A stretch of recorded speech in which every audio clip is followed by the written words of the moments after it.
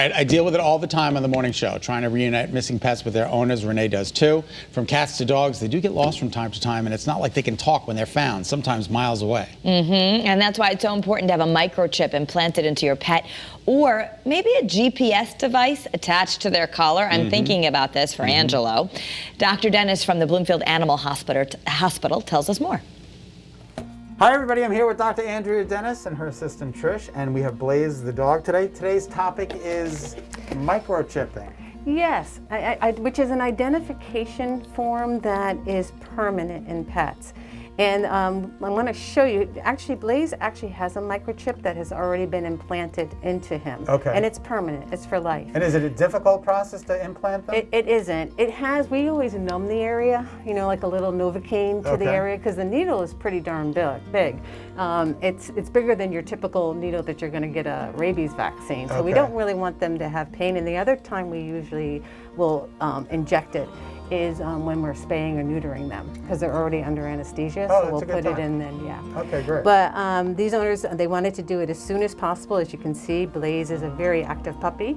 So they wanted to make sure that no matter what happened, whoever found him, they would be able to link him back if he to gets him. lost. Correct, correct. And so that it's actually injected between the shoulder blades here. You can't really feel it. It rarely has any kind of reaction to it. And there's a universal reader, and this universal reader is something that, there's peanut butter on there now, that every police department has, every dog rescue has, so that if a dog is found, the first thing they're going to do is go ahead and check this and make sure that, I have to make sure it's ready. And are they all placed in the same area? Same location. Same locations for cats and dogs? Yes. Okay. And see, there's a number that comes up. Okay. And they will call that, they will link, that number is linked to the owners of this dog. So it's a 1-800 number that you call, and then this way it's immediate that you find out who's actually owns this dog. So everybody's calling that same 1-800 number? Yes, and everyone. They give them the number and that tells them what dog it is? Exactly. Some dogs will even have a little collar on, like he does. Okay. This one right here. That says, I have a Home Again implant into my body, and please call the number on the back. Okay. So again, but the thing is, how many times when a dog gets away does a collar rip off? Right. You know, and that's why you just want to be able to, that's why the professionals know how to reach, how to find out where that chip is. We all have these readers. We actually have 3 readers here. And that's the first thing we do. Even when somebody says, hey, I just found this dog, or I just adopted this dog, we'll check just to make sure it's not a dog that was stolen. Okay. We see that's another reason to use it as well. So this has the number on the back, but just in case this gets lost, then we actually go to the actual chip. Exactly. Absolutely. And again, you can see it does not bother him. It's never an issue for him. And the other thing that I think is important is that the chip is very, very tiny. And actually, I don't know if you want to hold, you know how to hold that fast.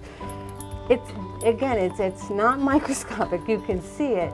But all that does is give you the identification number.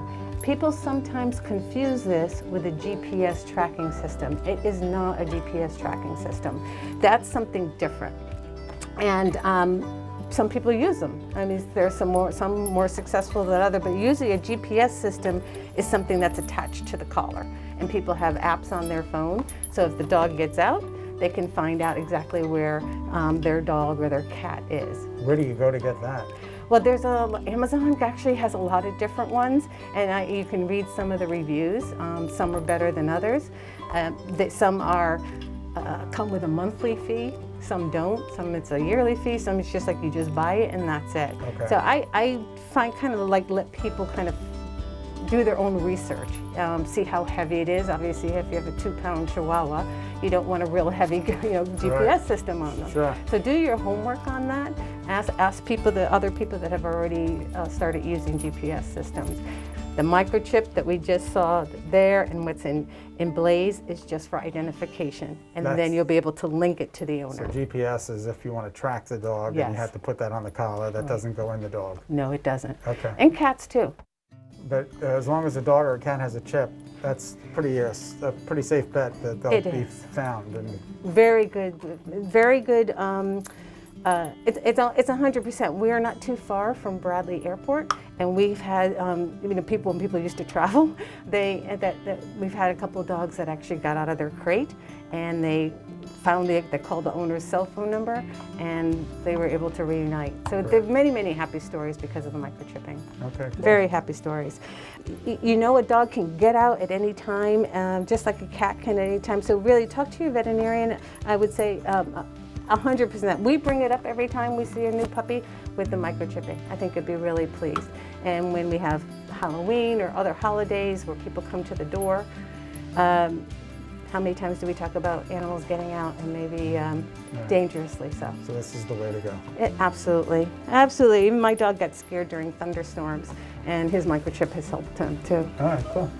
So again, this is the chip that's going to go in the dog, and this is going to help us track them down, right? For the rest of their life. Dr. Andrea Dennis and Trish and Blaze, I want to thank you so much. Bloomfield Animal Hospital, check it out.